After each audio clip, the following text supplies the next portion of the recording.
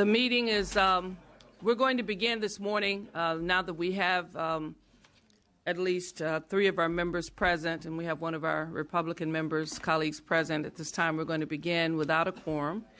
So we will begin having the hearing, and once we reach quorum, then we can vote. I think the first bill we have up this morning is SB 254, author Mr. Allen. Want to come forward, please?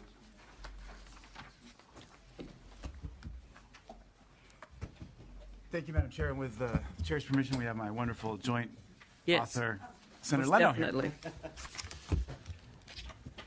So, Madam Chair and members, good morning. SB 254 would once again place on a measure on the state ballot regarding the U.S. Supreme Court's decision in Citizens United v. Federal Election Commission. Now, if this sounds familiar to you, it's because the legislature voted to place a similar measure on the November 2014 ballot pursuant to SB 1272 by former State Senator Ted Lieu. The measure was designated as Proposition 49. However, in response to a challenge, the California Supreme Court removed Proposition 49 from the ballot while they considered whether the legislature has the authority to do something like this. And on January 4th, 2016 of this year, the court issued its decision concluding that the legislature could pose this question to voters because it was related to potential federal constitutional amendments. Now, unfortunately, the court also said that since SB 1272 specifically required the measure to go to ballot in November 2014, the legislature would have to pass another bill to place it on a future ballot if they wanted to do this again. So on January 19th, the legislature filed a petition with the Supreme Court requesting that they modify their opinion and direct the Secretary of State to place Prop 49 on the November 2016 ballot without the need for the legislature to take action. But the court ultimately rejected that request without comment. So here we are today, asking you to approve a measure that the Supreme Court said they should never have removed from the ballot in the first place, but refused to put back on. No matter how you feel about Citizens United, I believe we would be setting an unacceptable precedent if we don't stick to our guns and put this measure back on the ballot. Citizens United is but one of the many U.S. Supreme Court rulings that have made effective campaign finance reform more difficult. It rolled back the previous ban on corporate spending in federal elections, opening the door to unlimited corporate funds being spent on influencing elections. At the core of these decisions is the belief that spending money in an election is a protected form of free speech. And those rights extend not only to human beings, but to other entities as well, including corporations. I believe most Californians do not share that sentiment. Indeed, most Americans don't share that sentiment. And we should give them the opportunity to make their collective voices heard on an issue of great constitutional import on the national level. This measure would specifically ask voters whether California's elected officials should use all of their constitutional authority, including but not limited to proposing and ratifying one or more amendments to our United States Constitution to overturn Citizens United and other applicable judicial precedents to allow for the full regulation or limitation of campaign contributions and spending to ensure that all citizens, regardless of wealth, may express their views to one another, and to make clear that corporations should not have the same constitutional rights as human beings. My good friend and joint author, Senator Leno, would also like to address the committee, if it pleases the chair. Thank you. Mr. Leno. Thank you, Madam Chair. It's a real pleasure and an honor to join Senator Allen in jointly authoring this measure. And he has laid out all the nuts and bolts, the reasons for why we're here, how it is that we're here. And I just want to reiterate that this is of such high importance. And there have been editorials both for and against whether we should have a question of this sort on a statewide ballot. But there is nothing more important than this because it really is the essence of our democracy. Should the power of one's voice be dependent upon the size of one's checkbook? That's really what is at the heart of the matter here. And I just wanted to, if I may, Madam Chair, share with the committee Justice Kennedy's statement when he joined the majority. And for many and varied reasons, I have enormous respect for Justice Kennedy and his decision-making. But I think his quote here is just naive and misinformed. This is relative to Citizens United. He said that with the advent of the Internet, prompt disclosure of expenditures can provide shareholders and citizens with the information needed to hold corporations and elected officials accountable for their positions. This transparency enables the electorate to make informed decisions and give proper weight to different speakers and messages. I say naive because I have to ask, has he never heard of dark money organizations? These 501c4 and 501c6 groups are legally allowed to spend unlimited amounts of money on elections and not disclose a single donor. And it's all legal, thanks to Citizens United. The one restriction is they can't say vote for or against or defeat a specific candidate. They can use just about anything other than what the court called these magic words. According to the United States Public Interest Research Group, in the 2012 election, determined that 50% of all outside spending in the presidential race came from these dark money groups. Almost half of all the money spent, we don't know who it came from. The top 5 spent over $75 million on television ads alone, and it will be exponentially higher this year. Who's spending this money? Is it foreign dictators? Is it Middle Eastern oil princes? We don't know, and we'll never know. And this fact seriously jeopardizes our democracy. So Senator Allen and I are here to make the point that over 80% of Americans polled agree that Citizens United should be overturned. And this is not a partisan issue. In that same poll, 72% of Republicans said bad decision. 82% of Democrats said bad decision. 84% of independents said it was a bad decision. So let the people of California have a say on this. Let the voters express themselves. That is the very definition of democracy. I ask for your aye vote. Thank you very much. We have a quorum, so we're going to call roll right now. Weber, Here. Harper, Travis Allen, Gordon, Lowe, Mullen, Nazarian. We have a quorum. Thank you very much. Okay, those in favor will each give 2 minutes. Witnesses in favor? You have any? Okay. Yes, hi, Chair Weber, members of the committee. This is Nicholas Heidorn with California Common Cause in strong support of SB 254. In our opinion, Citizens United has been one of the most damaging opinions to our democracy of the past 50 years. The court overturned decades of precedent in holding that the First Amendment prevents the federal government and the states from imposing any limits on corporate independent expenditures and campaigns. The entirely predictable result has been a flood of super PAC money into elections, which threatens to drown out the voices of ordinary Americans and Californians, as well as to distort our politics towards the interests of the wealthy over the interests of the people. In Congress, independent expenditures went overnight from being a negligible source of political spending to 20% of House spending and 40 to 70% of spending in U.S. Senate races, and those percentages are just growing.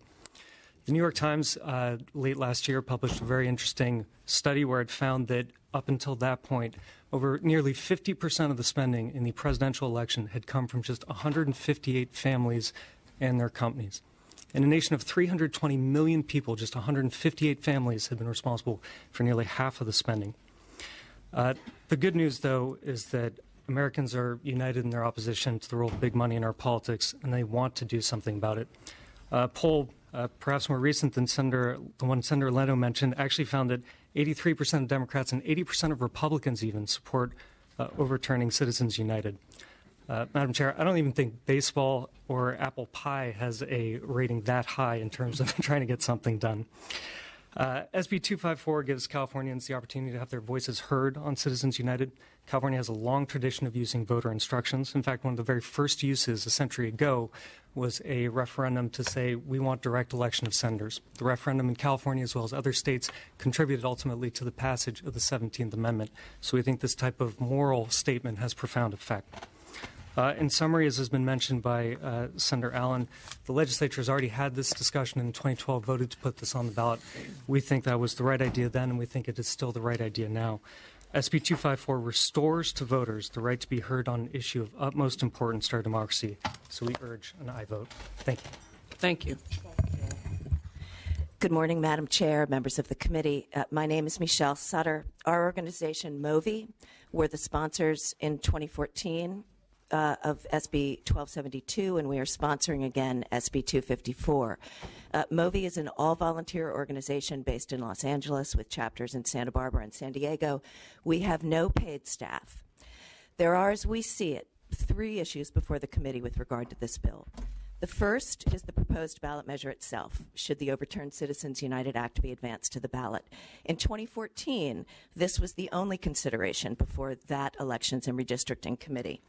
The second issue was well covered by the senators, and that's the encroachment of the Supreme Court into the functions of the legislature, and in our opinion, granting the Howard Jarvis Taxpayers Association's petition for immediate relief required the court to twist itself into a jurisprudential pretzel.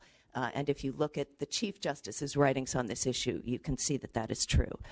The third issue is the voters of California who remain disenfranchised, and those who lost the Prop 49 court case are still winning.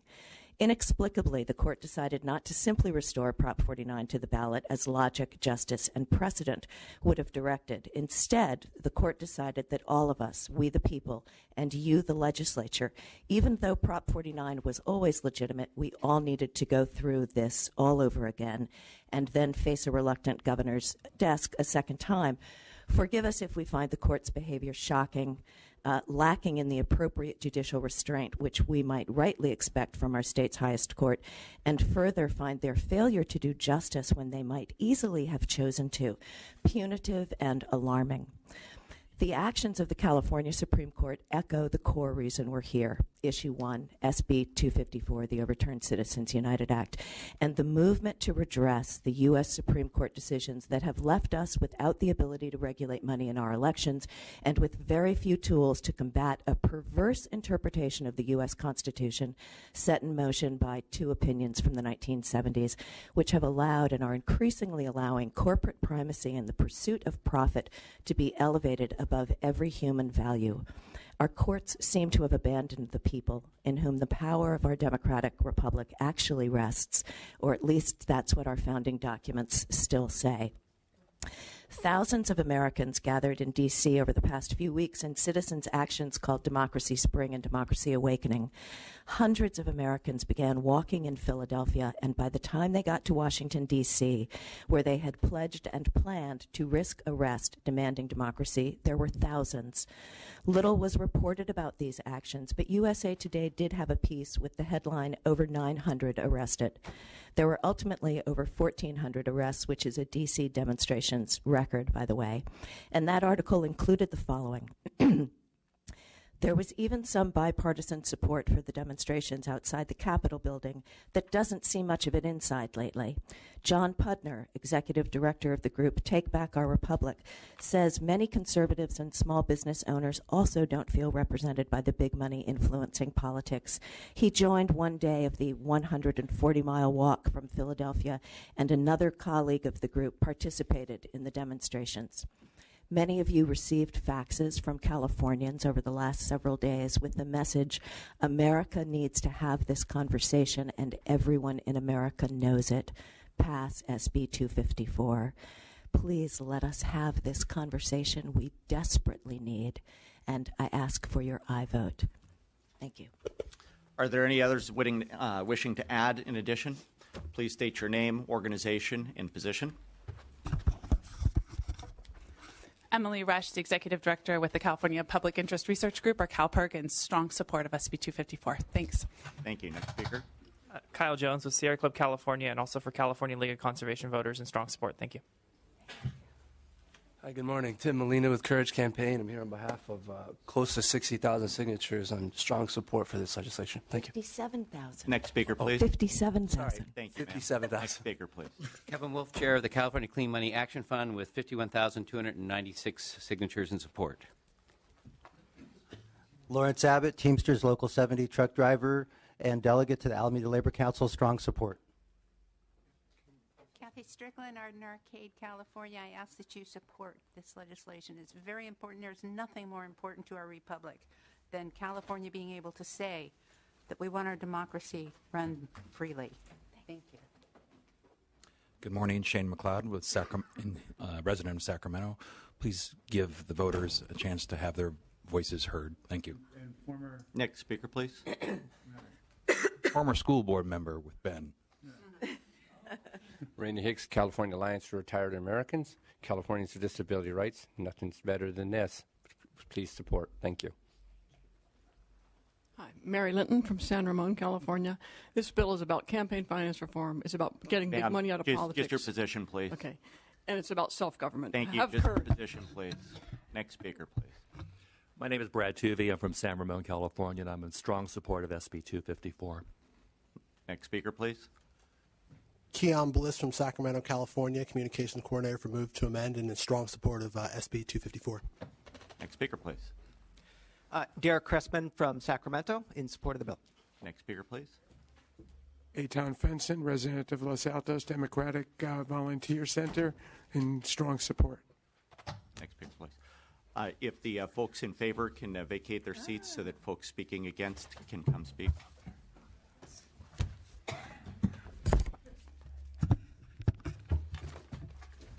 Excuse me.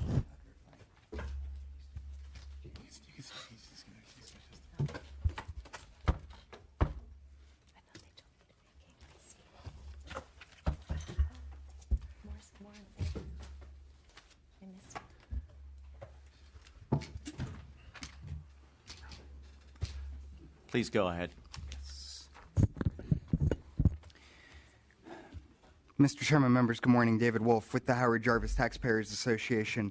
We're in opposition to the bill, much as we were with SB 1272, which became Proposition 49 a couple of years ago.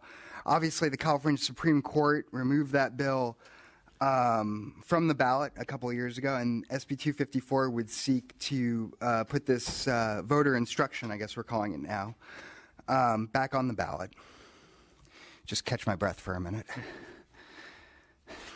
Thank you. We do believe, members, that SB 254 is a self-serving bill that allows the legislature to manipulate the people's process of the initiative to fulfill its own agenda to boost turnout prior to the November election. We should note it did the same thing a few years back when it pushed all the initiatives from the June to the November ballot. And we do believe, members, that this does lead to voter fatigue in a serious way. It's very possible that there could be 20 measures on the ballot in November. And we would just argue, how much worse would this voter fatigue be if voters are constructed with these advisory measures and voter instruction provisions to ask questions on initiative measures like Citizens United that the legislature might be opposed to.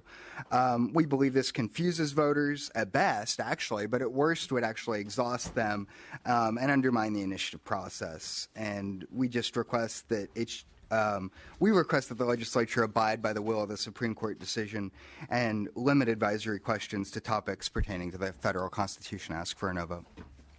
Thank you very much. Any others wishing to speak against? Any others wishing to add on against? Thank you very much. That concludes testimony. Any comments, questions from members of the committee? Mr. Gordon. Thank you. Senators, I happen to believe that the Citizens United decision is one of the worst decisions in the history of this nation and of our Supreme Court. I struggle, though, with the concept of an advisory vote. I had the same struggle with Prop 49.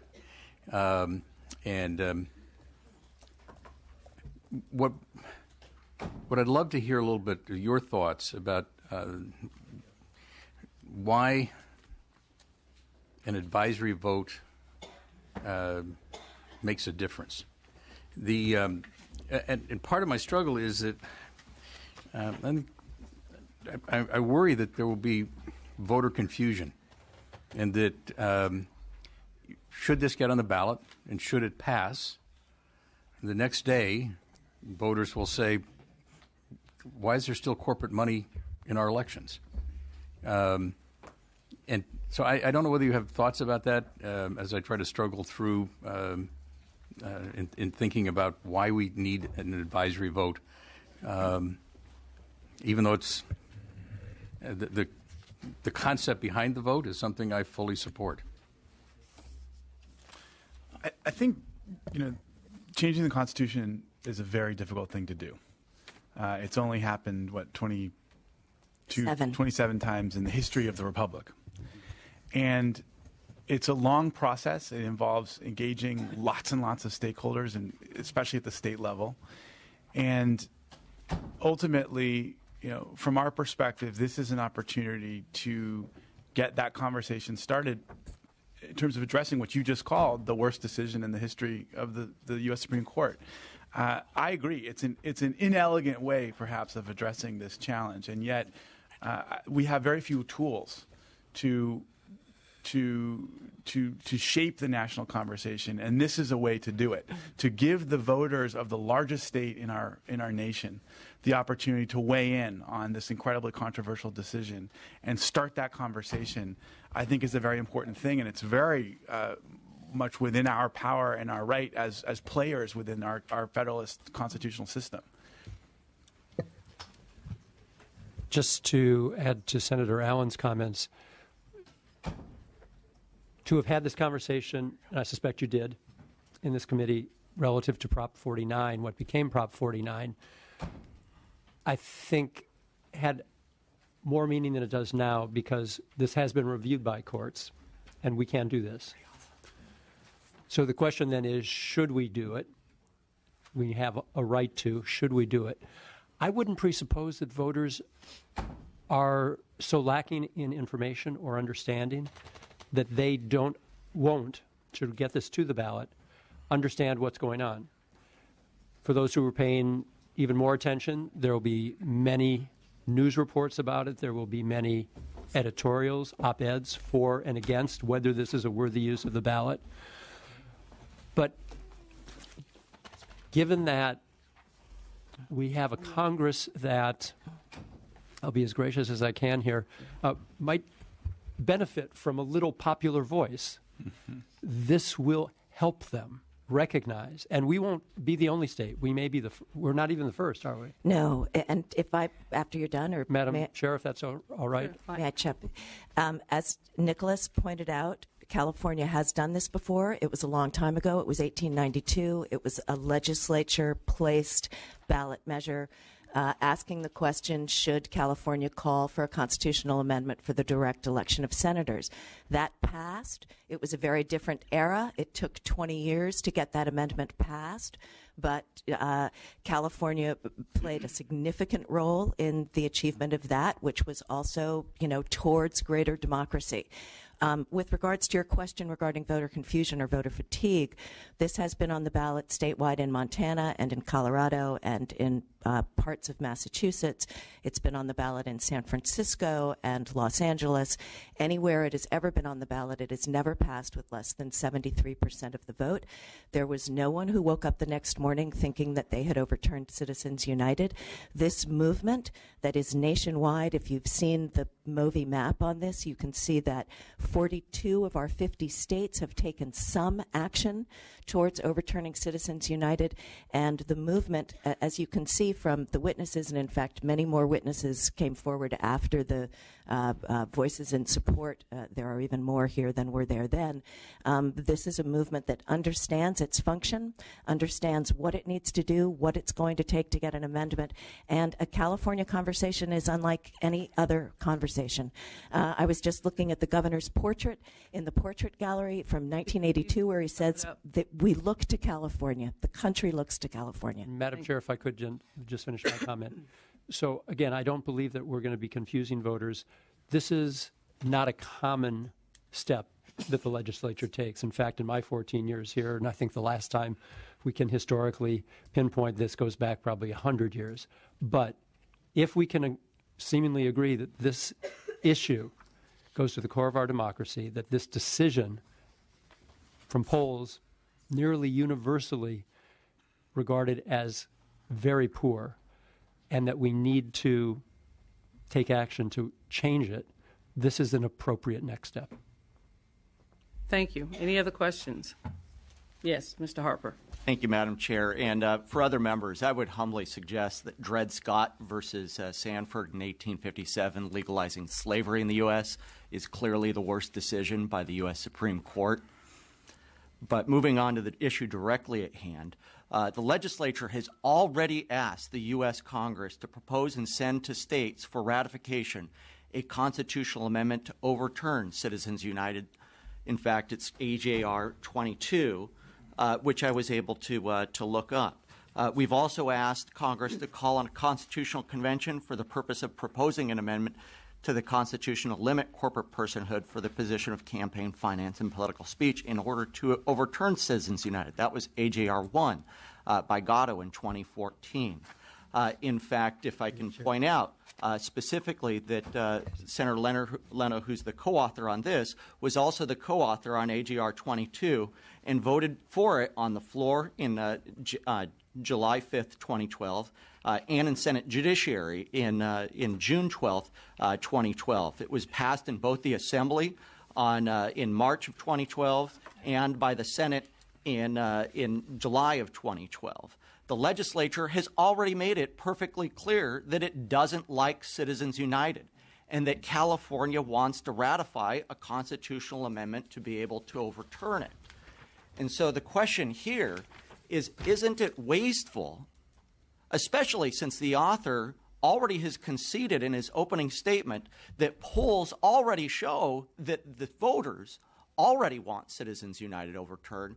The legislature has already taken official action, so why isn't it wasteful to place this on the ballot when the state of California has made its position 100% perfectly clear?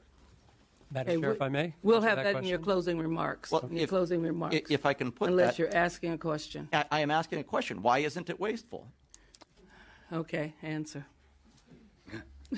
I suspect it's for the same reason that Assemblyman Harper introduced AB 1910, which was an advisory question to be placed before the voters of California relative to transportation funding. This would be no more wasteful than Assemblyman Harper's AB 1910. In which that position has not been taken by the state legislature, so it is a question for the people because the legislature hasn't resolved it. And so, Madam Chair, I would assert that this is duplicative, this is redundant, and this is wasteful of taxpayer money when the state of California and the state legislature has already taken this position. Thank you very much. Any other questions? Okay. Is there a motion? I assume there has been a motion. It's been moved. And second, we are basically moving this item, SB 254. As pointed out earlier, the legislature had voted to place a similar question on the ballot in 2014.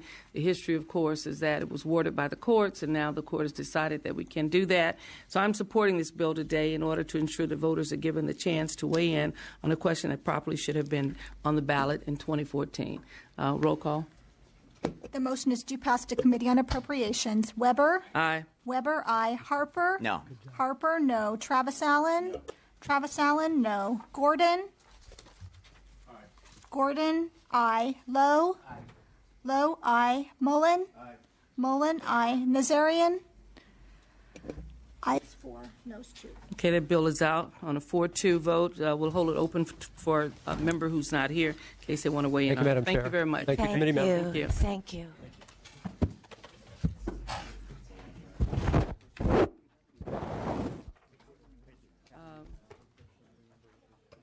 Gonzalez left. Who's next on our list? Is it Ridley Thomas? Mr. Ridley Thomas? Could we please have it? Could we have it quiet so we can move on to the next item? Take the conversation into the hall. Mr. Ridley Thomas, we want to deal with the consent calendar at this time. We have 3 items on consent, AB 2010 by Assemblymember Ridley Thomas. That's item number 2. Item number 5, AB 2265 by Assemblymember Stone and Dolly. And item number 8, which is the Assembly Election and Redistricting Committee. They're all on consent. Is there a motion for consent? Is Second, okay. Did anyone want to remove an item from consent? Okay. Madam, please call the roll.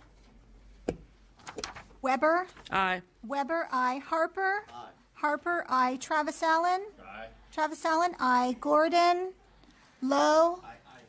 Sorry. Lowe? Yet. Okay. Lowe, aye. Mullen? Aye. Mullen, aye. Thank you. Okay, fine. So that's out on 5-0, and we'll leave it open for those who are not here.